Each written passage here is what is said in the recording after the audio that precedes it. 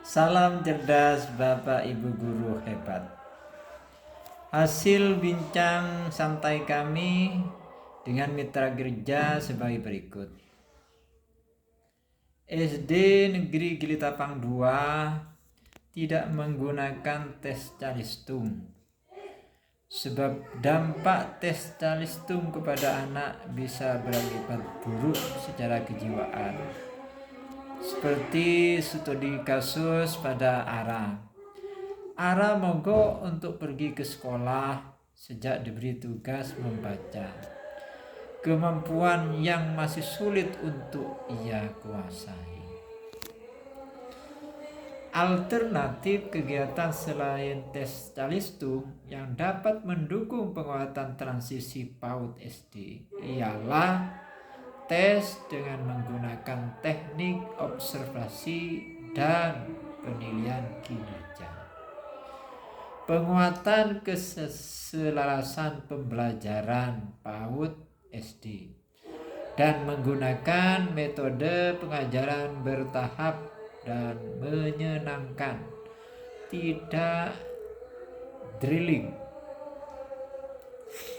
SD Negeri Gilitapang 2 membangun lingkungan belajar yang mendukung transisi PAUD melalui strategi 6 kuat anak senang dengan rancangan sebagai berikut. Hari pertama kegiatan bercerita dan bernyanyi dengan tema diriku. Masing-masing siswa memperkenalkan nama, alamat, orang tua, ibu, dan saudaranya. Hari kedua kegiatan bernyanyi dan permainan mengenal warga dan lingkungan sekolah. Hari ketiga kegiatan menguatkan fondasi 1 dengan mengamati gambar, demonstrasi, dan bernyanyi mengenal nilai agama dan budi pekerti, seperti berdoa sebelum dan sesudah makan sesuai agama dan keyakinan masing-masing. Contoh, bagi umat muslim membaca basmalah sebelum makan dan membaca hamdalah sesudah makan. Hari keempat, kegiatan menguatkan fondasi 2, keterampilan sosial dan bahasa yang memadai, seperti mengucapkan terima kasih, minta tolong, mohon maaf, melalui bermain peran dan bercerita. Hari kelima, kegiatan menguatkan fondasi 3, kematangan emosi yang cukup, seperti anak bisa tertib antri, menunggu orang tua tiba ketika pulang sekolah bagi anak yang selalu dijemput melalui kegiatan demonstrasi. Hari ke-6, kegiatan menguatkan fondasi 4, pemaknaan belajar positif, seperti senang datang ke sekolah, sering bertanya hal yang belum paham melalui kegiatan mewarnai gambar dan bernyanyi. Hari ke-7, kegiatan menguatkan fondasi 5, pengembangan keterampilan motorik yang memadai, seperti duduk, berjalan, pegang pensil atau pulpen, menirukan gerakan menulis di udara, menirukan jalan hewan melalui outdoor learning, dan menari. Hari ke-8, kegiatan menguatkan fondasi 5, pengembangan keterampilan perawatan diri seperti gosok gigi, cuci tangan, mandi, membersihkan tempat tidur melalui kegiatan demonstrasi dan senam sehat.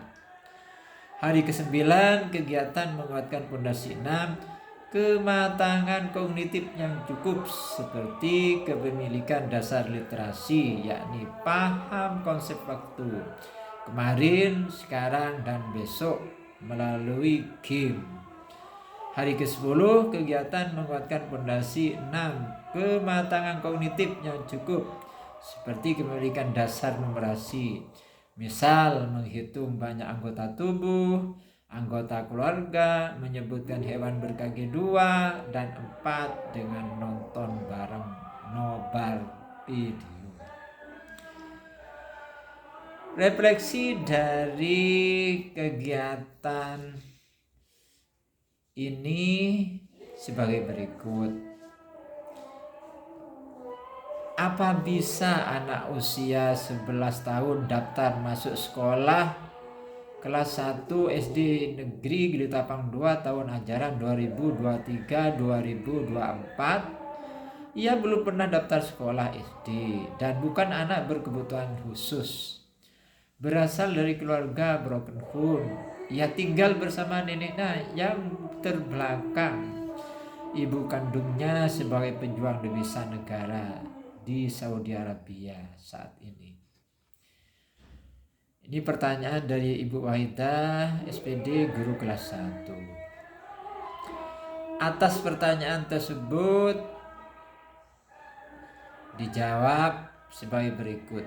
Anak usia 11 tahun adalah boleh daftar masuk sekolah kelas 1 SD Negeri Gili Tapang 2 tahun ajaran 2023-2024 dengan alasan sebagai berikut. 1.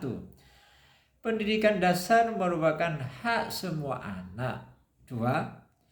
Peraturan Menteri Pendidikan Kebudayaan Riset dan Teknologi nomor 1 tahun 2021 tentang penerimaan peserta didik baru pasal 4 berbunyi 1. Calon peserta didik baru kelas 1 SD harus memenuhi persyaratan usia A. 7 tahun atau B. paling rendah 6 tahun pada tanggal 1 Juli tahun berjalan.